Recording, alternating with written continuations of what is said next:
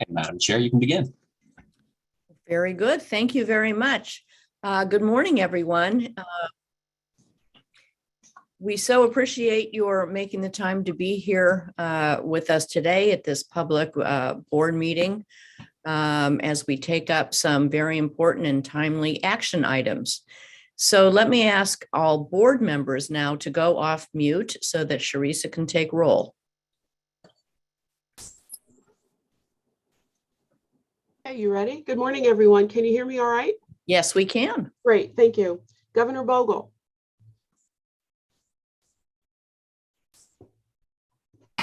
Representative Briggs.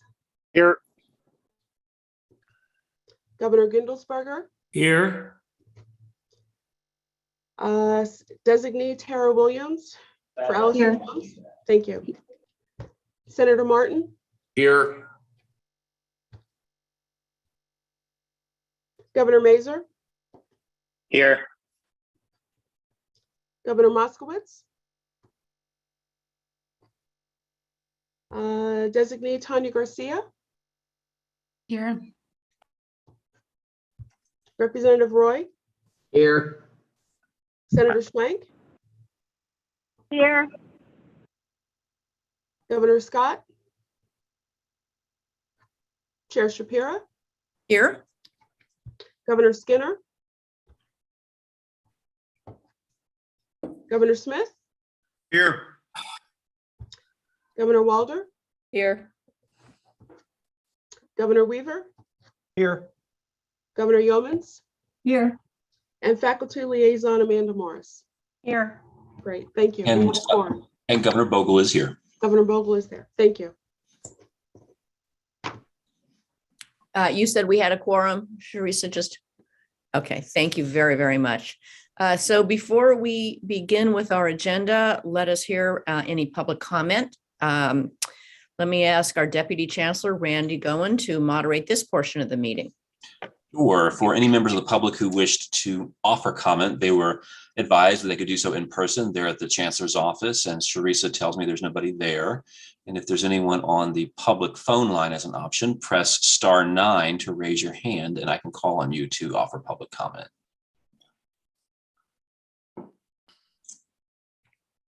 All right, there are no hands raised, Madam Chair. All right, thank you very much. Let me now welcome remarks from our statewide union leaders. And speaking on behalf of ABSCUF, let me welcome Dr. Ken Mash. Ken, it's so great to see you again. Thank you. I appreciate that. Give me 1 second here, please. So Chairwoman Shapira, or should I say Dr. Shapira? Yes. Chancellor, members of the board, university presidents and guests, my name is Ken Mash, and I am once again the statewide president of ABSCUF, the union that represents the coaches and faculty at the 14 campuses that comprise the state system of higher education. First, I'd like to express my gratitude to my friend, Dr. Jamie Martin, for her bold leadership and her unyielding defense of our members. Her work that benefited state system students and all that she did to try to preserve the greatness of our universities. I know that everyone wishes her the best, and I feel fortunate to know that I could pick up the phone at any time and be the beneficiary of her sound advice. I've spent the last 2 years back on the East Stroudsburg University campus. I enjoyed my time back there, but it was, one of the most trying times at our universities for students, for faculty, for staff, and for administrators. If anything, I think my time back on campus has renewed my fervor to do what is right by our students. My experience has renewed my focus and my desire to remind everyone that bickering and ideology aside, there are real people, that is, real students with real problems and with real futures, real parents paying bills, real employees with real careers and real livelihood. And the educational experience has to be at the core of everything that we do. And we must remember the people who are responsible for providing that educational experience.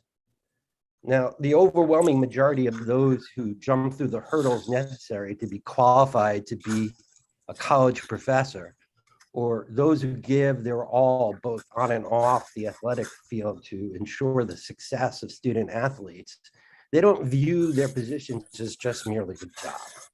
They view it, and they have viewed it, as a vocation. And I just want to remind the board, not that you necessarily have forgotten, but I would like to point it out again that we, that is the system, can't afford to lose that. It's what makes good universities tick.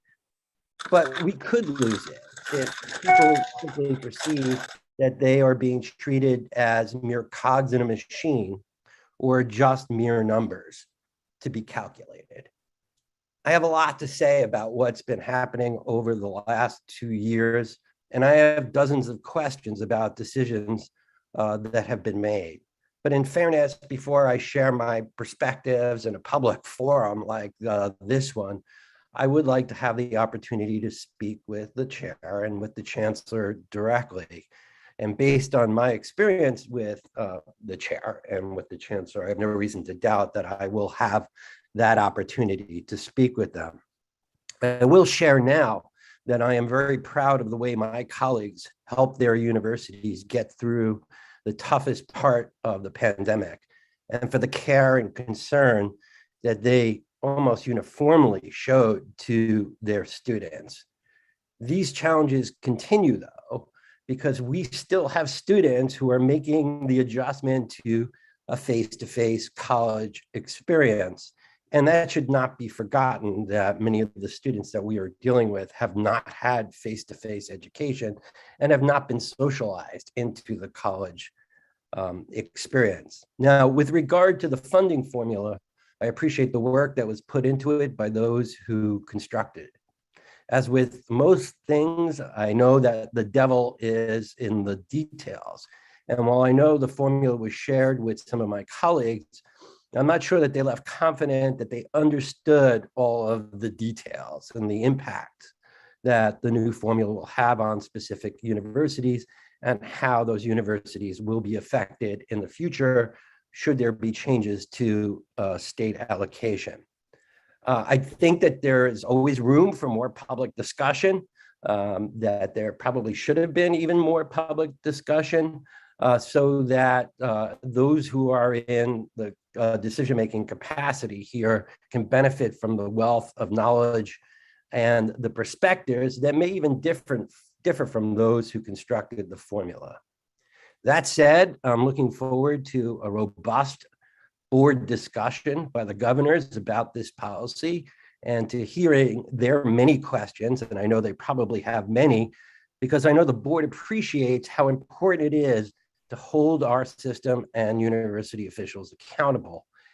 And there could probably be nothing more important than the funding of our universities.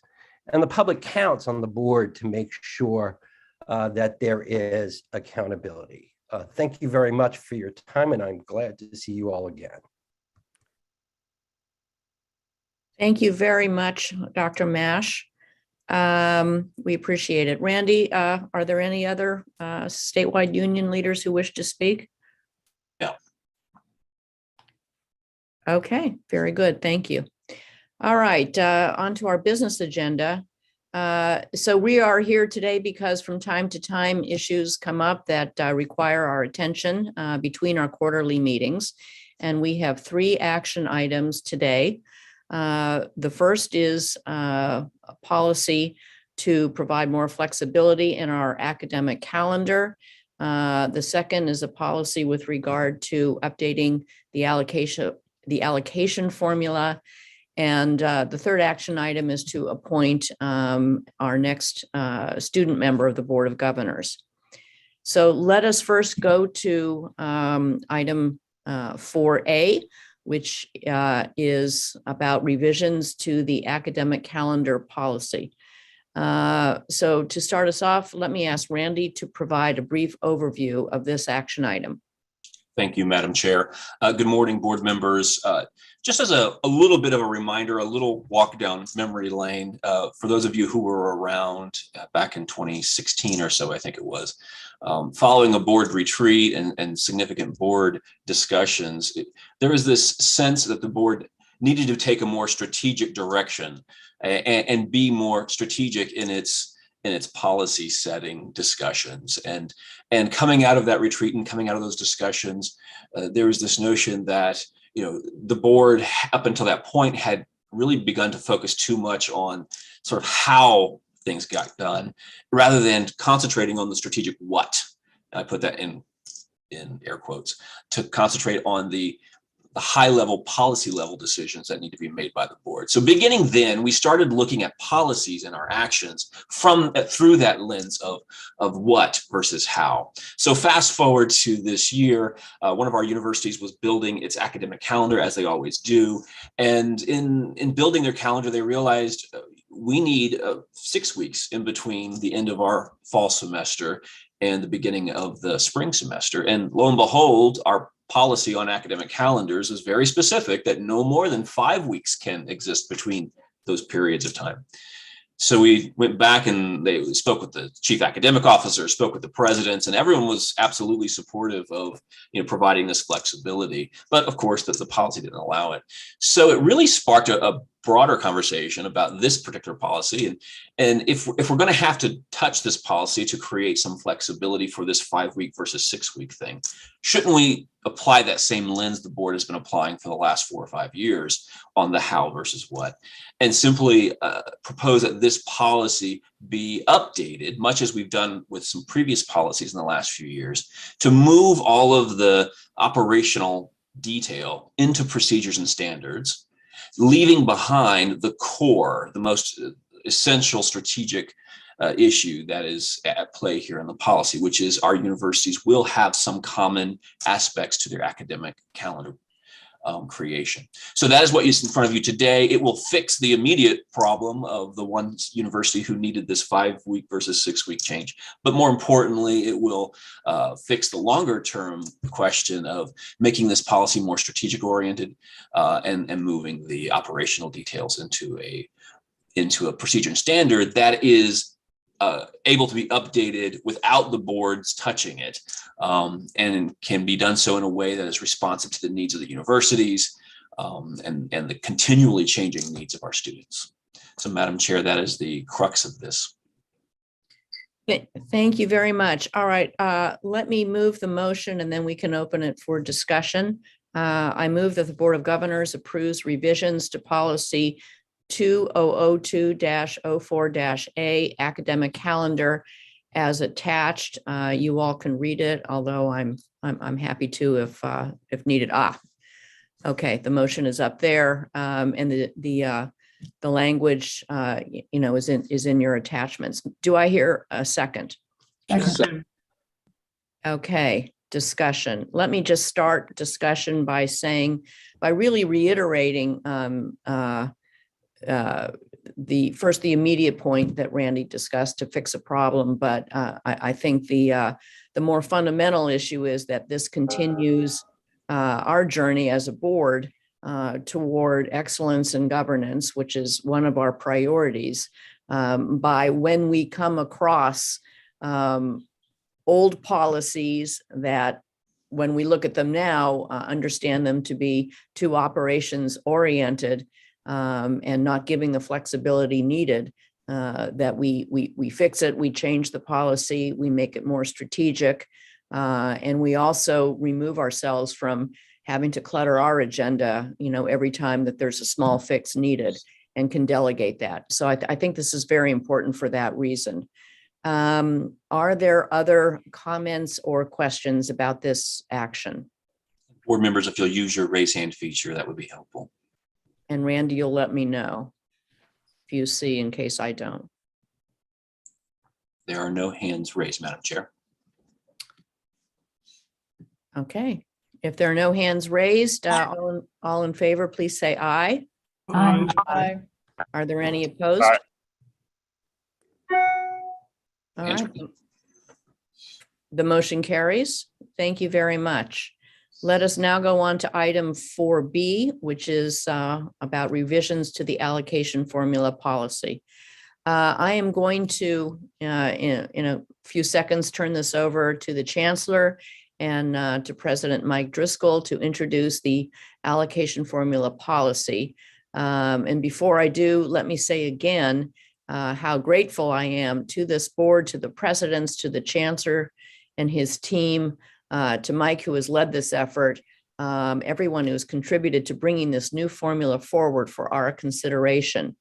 I think, as we know, the team has been working for almost a year on this, and we have been kept informed along the way as a board, and certainly with the details along the way among the University Success Committee. So let me then especially thank Governor Larry Skinner and his University Success Committee for engaging so deeply with Dr. Driscoll and the work group that has gotten us to this point. And again, a reminder, we have had multiple workshops and public discussions with the whole board over the past year.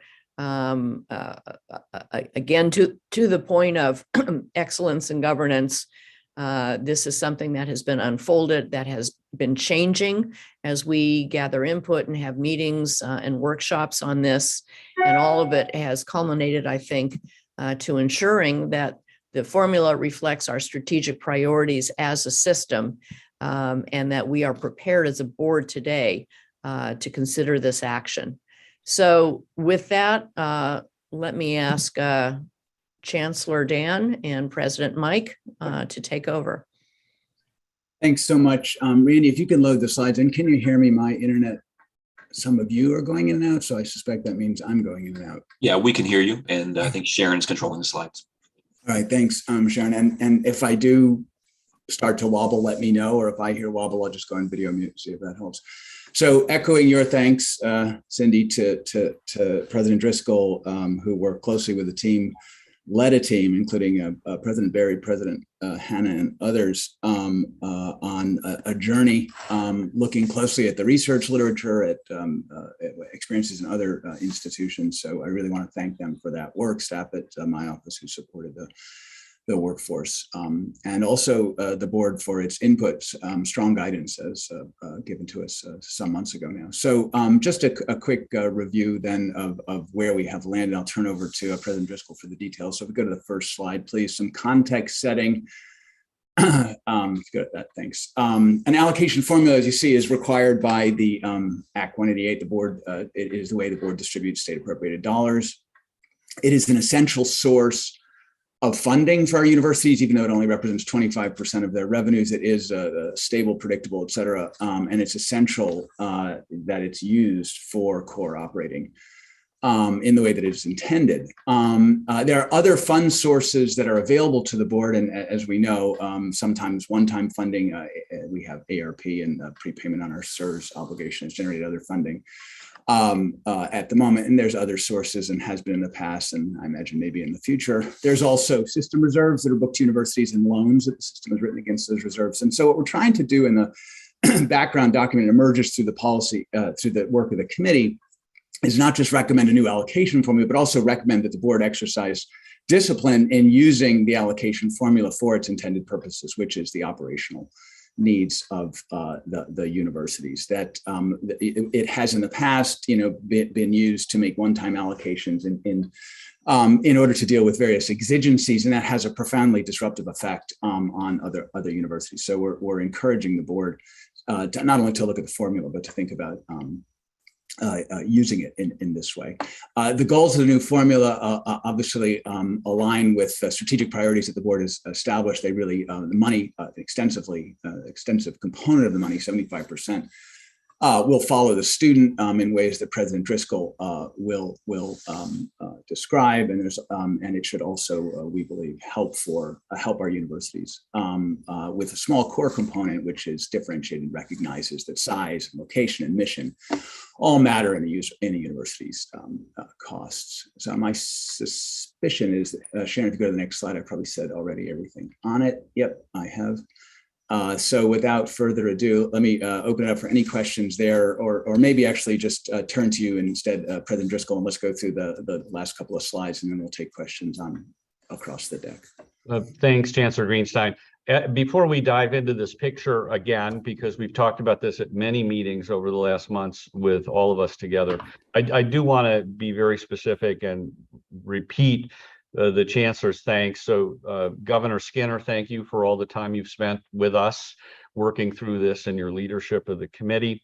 But on the work group itself, I do want to mention and thank President Bill Berry from Slippery Rock, President Bashar Hanna from Commonwealth University, Lori Bernowski from Westchester, and Kizzy Morris from Cheney represented the chief academic officers on the group, and Matt Delaney from Kutztown, and Fawn Petrosky from CalU and Penn West represented the CFOs, and they did a remarkable job. And we were very, very, very capably supported and kept on track by Sharon Minnick and Molly Mercer, Kate Akers, and Ginger Coleman from the Chancellor staff. Without their work, we wouldn't be here today. So thanks to all of them and their great work here.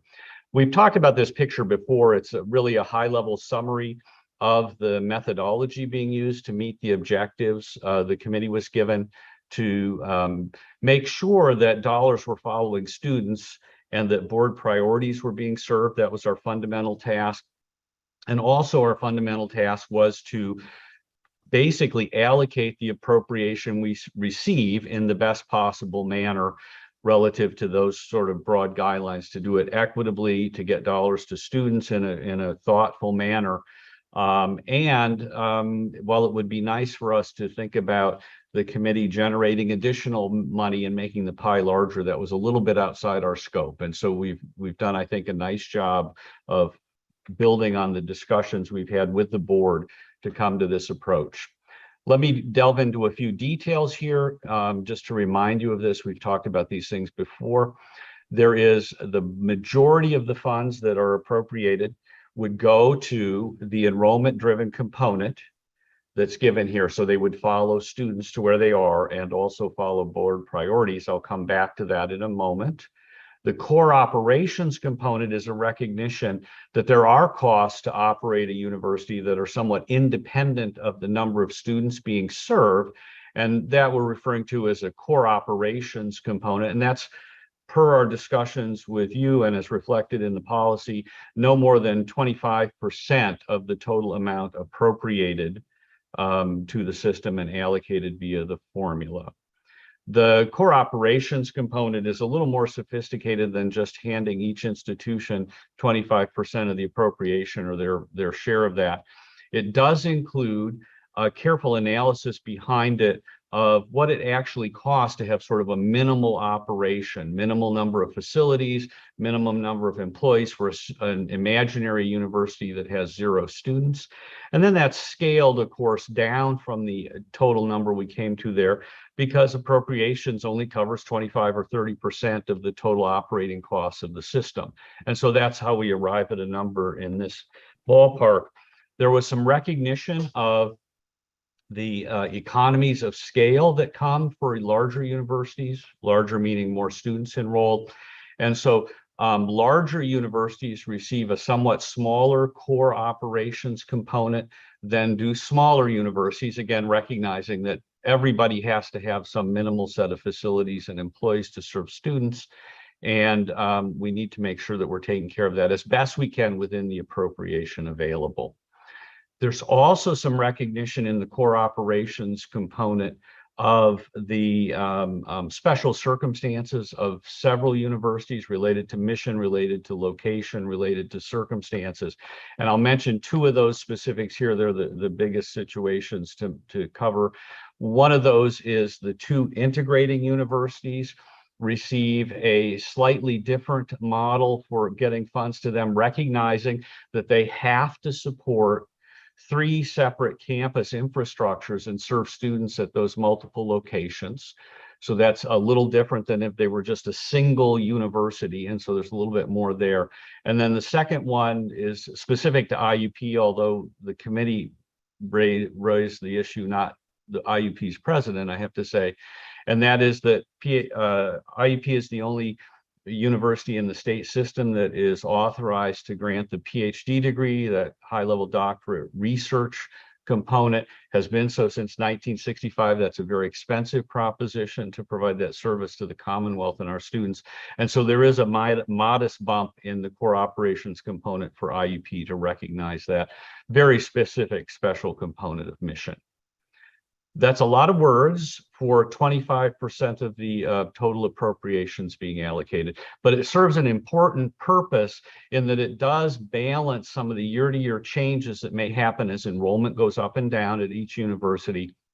And it also allows a university some ability to find a comfortable operating point at a smaller enrollment size than if we just did everything driven through enrollment. So there's a way to find an operating point that is more or less sustainable for universities with a few thousand students versus in the past, it would have been difficult to do that. And quite honestly, if we'd done 100% through the enrollment driven component, it would have probably been impossible for those universities to find that operating point.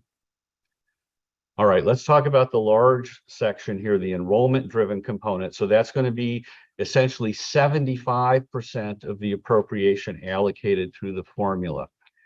I do need to mention at this point that there are a few components that come off the top of the base appropriation to the system.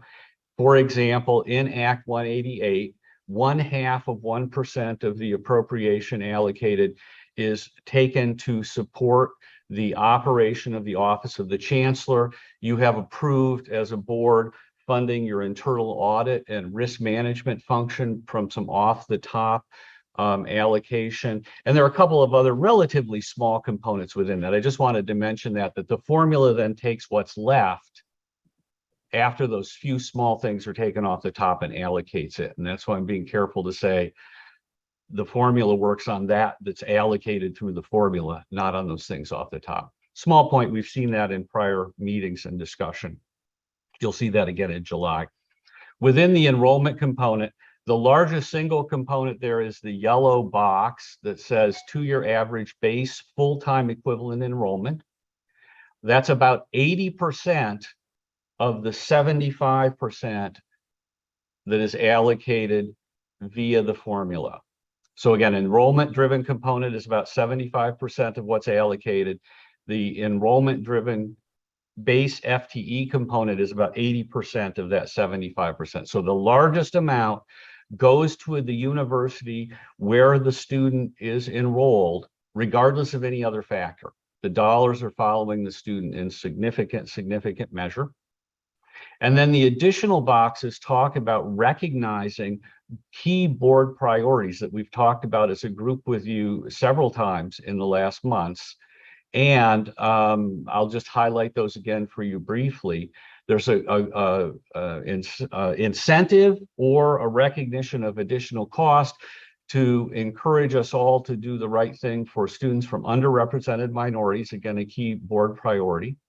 Similarly, for students from poorer families, that Pell Grant recipient, Pell Grant eligibility is a federal standard that measures families' ability to support their student going to college.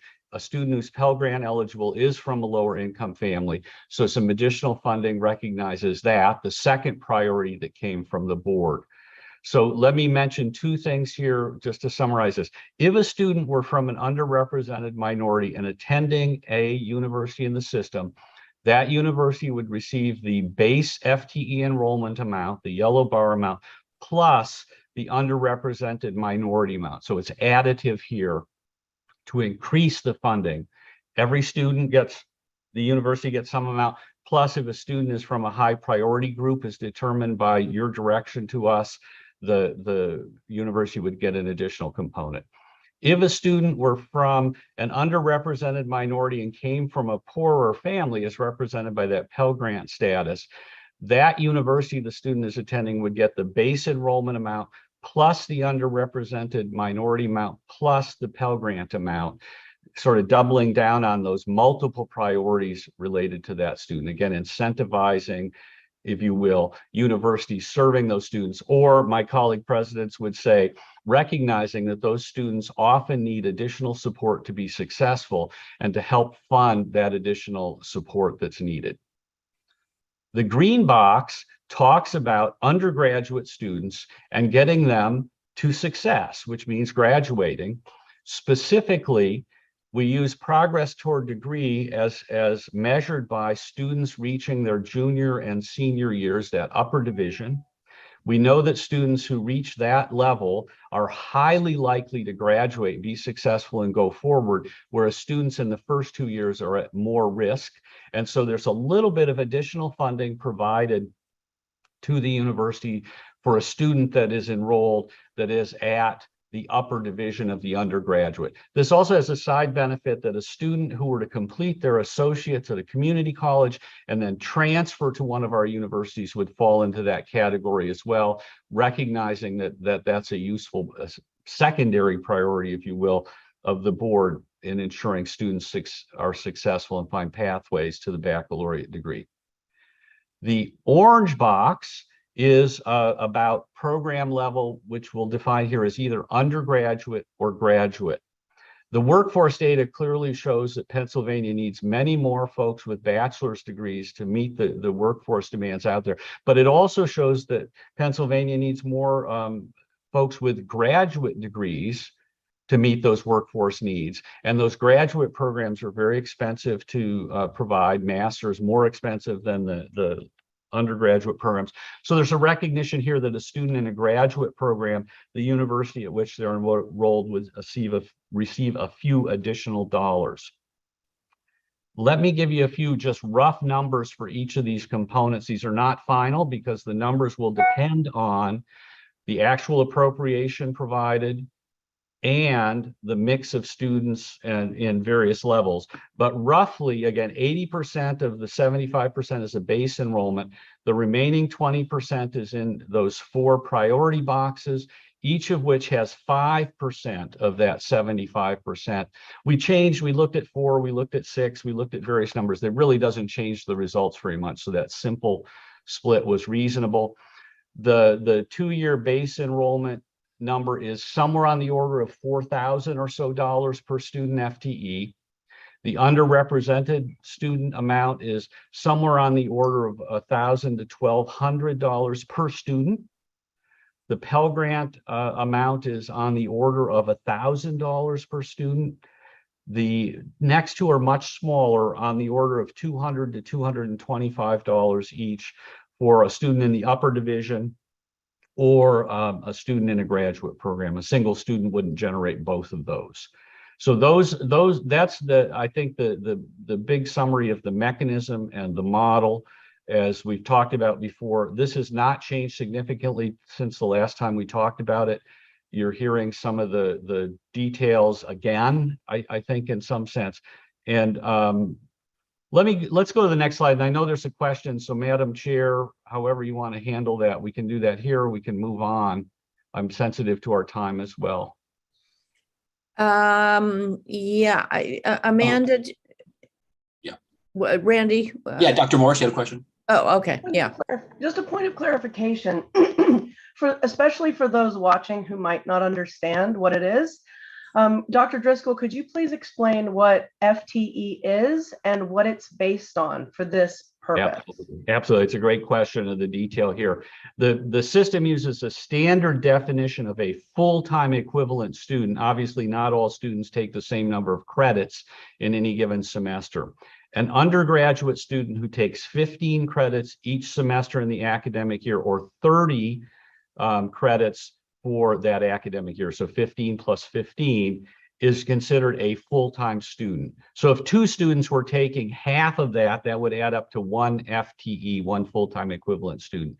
At the graduate level, rather than 15 credits per semester, the number standard used in the system is 12 credits per semester. So that would be 24 per academic year, would be the equivalent of a full-time student. at that graduate level. There are some scales that are used for students in clock hour programs, some other details around the edges, but that's the fundamental definition. And when I say those are the standards the system uses, those are fairly standard across the country, although there are a couple of other measures, particularly at the graduate level, but that's what those are. It's a great question. Thanks. Great. All right, go ahead. Yeah. Great. Thank you. Thank you. While the work group's job was to slice up the pie that we have, we did obviously look at many scenarios, and we reached some conclusions based on what we saw.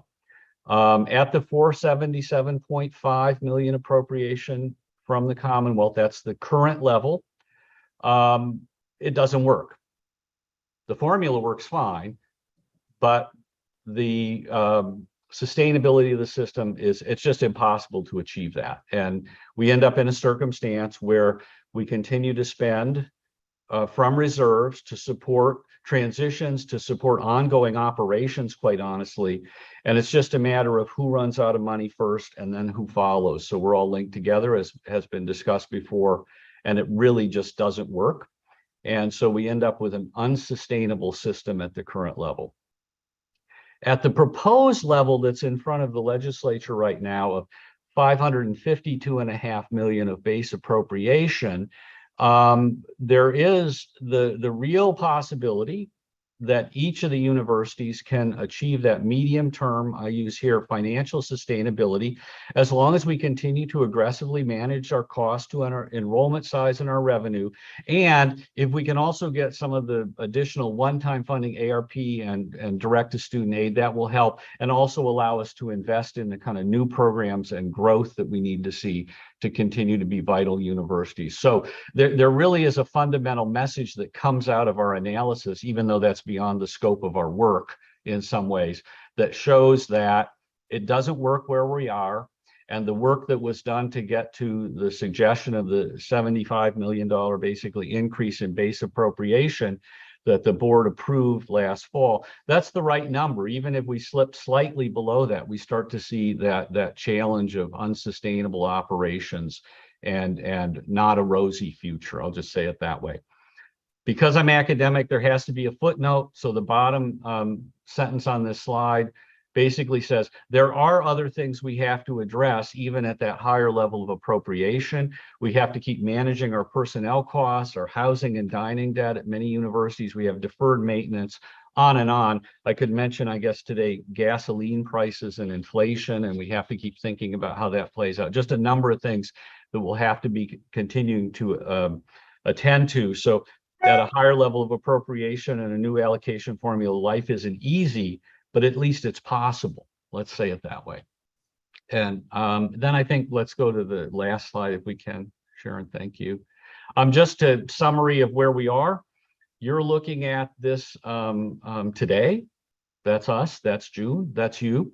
And we hope that you'll approve the policy and the underlying mechanisms captured in the procedure are what I've described above.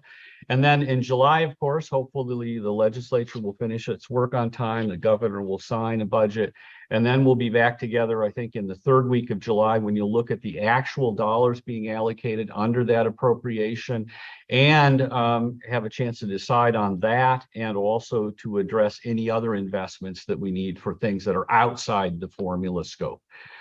So that's my million words in 10 minutes here. Sorry that it's so full and fast, but I know our time is limited. And we have talked about each of these items in our prior meetings. There is nothing substantially new from when we talked last. So let me stop there unless, Dan, you have some other comments you wanted to make. No, thanks so much, President Driscoll. In the interest of time, Chair, let me hand it back over to you and All right. questions. Thanks. Thank you very much. So let me move the action item so we can begin discussion. I move that the Board of Governors approve the proposed revisions to the Board of Governors policy 1984-06-A allocation formula as attached. Do I have a second? Second. Thank you. Any discussion? let me just kick off by saying again that this is an extremely thoughtful, well vetted, well discussed, and well revised action that's coming before the board today. Considerable time and effort and input went into it, as we know. And I think it does an excellent job in terms of not just trying to ensure that system priorities are reflected through something as important, as fundamental as the allocation policy, but that the board is taking on its proper role, its strategic role in presenting this as a policy and not as a detailed set of procedures. So with that, let me ask if there are any other questions or comments. Board members, just click the raise hand feature if you can. Or if you don't have that, just wave. All right, Representative Briggs. Yeah, thank you, Mr. Briggs. Thank you very much, Chancellor, and thank you, President, for that good overview and robust discussion we've had over the last number of months and probably close to a year. Up until this point, I've been pretty confident that we were going to, in the legislature, the Commonwealth, be able to meet the governor's request and what we voted on in Millersville in the fall that we needed. But as we get closer to the end of June, I am very concerned that that's not going to come through. And doing, as you said, if we do this formula, with the current funding, it just doesn't work. So we have a week or two, whatever we can do as the public to contact legislators to say it's imperative that we invest appropriately into the state system. I support this, but it's just not sustainable if we're readjusting the work. I mean, it was hard work to come up with, I think, a more fairer formula, but it's just we're moving deck chairs on the Titanic, as they say, if we don't address the appropriateness of the allocation. So I just wanted to kind of take this opportunity to thank you for all the hard work and ask you for your continued advocacy as we finalize the budget. Maybe Senator Martin, if he's available, could I know he abstained from the request because he was going to be intimately involved in trying to get this money. So maybe he has a better handle being in the majority. Thank you. Thank you. Dr. Morris? Just a comment. I appreciate Dr. Driscoll's willingness in March to come to the Faculty Council and present all of this as it was in process. We had the opportunity to ask some very pointed questions and sort of pick apart some of the things. And I'm just really gratified to hear some of the contextual statements that he's making now seem to be in response to some of the questions that we had. So I really appreciate that. Also, I feel like maybe people might panic when they see this new allocation formula. And I want to say that I also appreciate that you all put in that 25% for core operations. I think that's really important, and it might go some distance to quell some of that initial panic that comes. So thank you. Amanda, can I just piggyback on, I know Sam is here, and I'll be very, very brief. I just wanted to point out, so this question's come up a number of times, so I just wanted to, land it here. And I know it came up in conversation with the Faculty Council as well about the size of that 25%. And you've seen some of the scenarios, and that 25% obviously does not work at a lower funding rate in the way that we've just discussed with Representative Briggs. And it was interesting. We need to understand that at that funding level, no allocation formula can work in the way that Representative Briggs was just mentioning. So there's some debate about, is that 25% big enough? And I think that where the working group landed, and I'm grateful to it for its work, was to say, look, an allocation formula is an allocation formula. There are other policy issues having to do with funding level. They're not the same thing. Let's keep them distinct. So just wanted to make that clear. Yeah, it's a really important point. Mr. Smith. Yeah. Yeah, thank you, Madam Chair. doing formulas is always a difficult thing because it's at the end of the day, everybody, all the respective parties kind of look at who the winners and losers are. And so I think it's a given that if we don't get more money, it's really difficult to employ a new formula. And that's years and years of doing education funding stuff over, at the basic education level. So, I think we just have to forge ahead with the idea that if you want to have a fair formula, we're going to need some new money to start that process. I do have one question. I guess I'll direct it to the chancellor, but certainly Dr. Driscoll may be more appropriate to respond.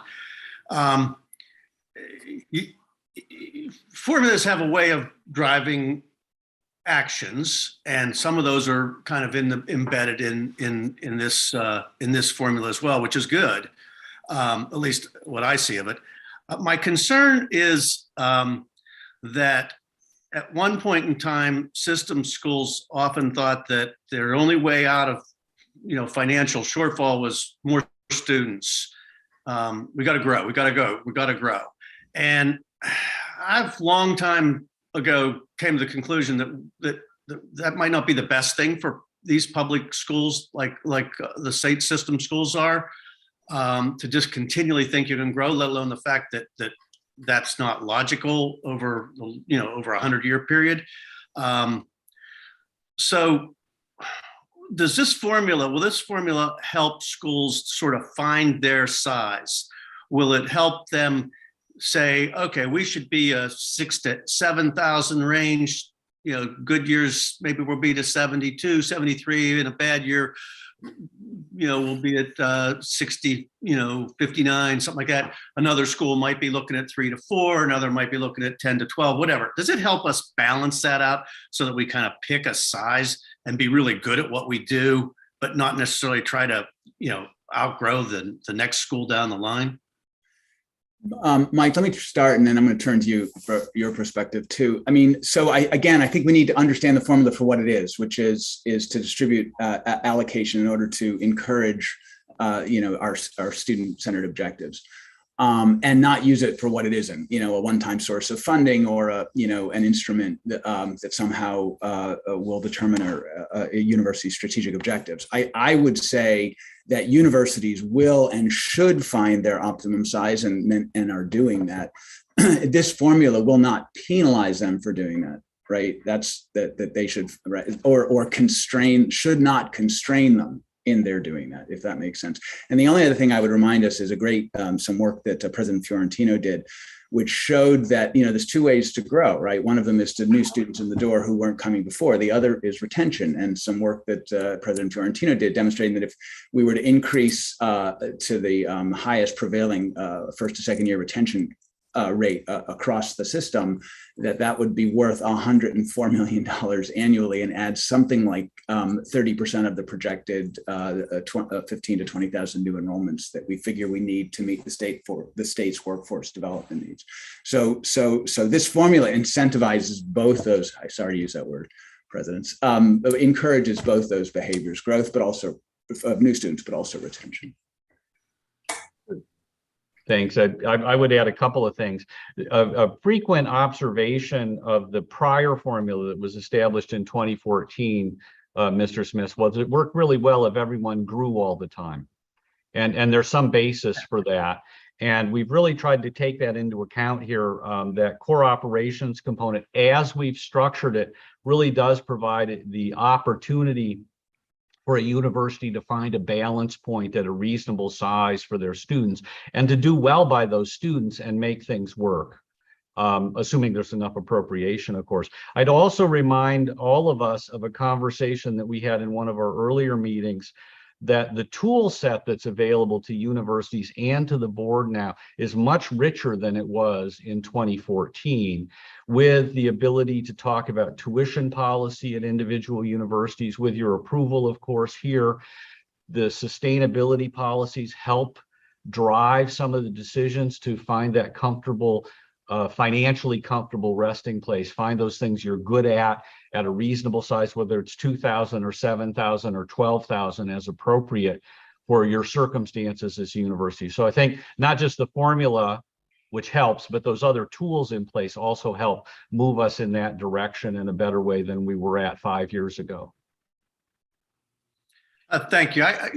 Obviously, like a couple of items in there that are in those boxes with the underrepresented minorities and the Pell Grant eligible students, those comport exactly with the mission of the state system schools as they were originally, designed, and that's really good. And I just hope that this formula doesn't at least penalize a school who gets to a good size for their region, for their general, where they fit.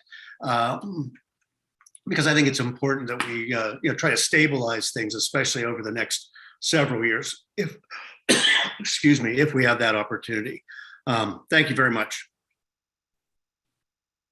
All right, thank you. Good comments, good discussion. Are there any other hands raised, Randy? I don't. There are no other hands raised right now, Madam Chair. All right, then let us move to a vote. All in favor of the motion, which is to approve, I'll read it again. Well, it's up there, so I don't need to read it. All in favor, please say aye. Aye. Aye. Aye. Are there any opposed? All right, thank you very much. The motion carries. Our last order of business today is item 4C, the appointment of a student board member. We are considering the appointment of the next student member to fill the seat that was vacated by student governor Alexander Roberts when he graduated last month. Congratulations, Alex. Doing so now will allow us to prepare the new student member to be ready for our quarterly meeting in July. So that's the reason why we're taking this vote now. Let me turn to Sam Smith, who is chair of the Governance and Leadership Committee, to introduce the student appointment. Thank you. Thank you, Madam Chair.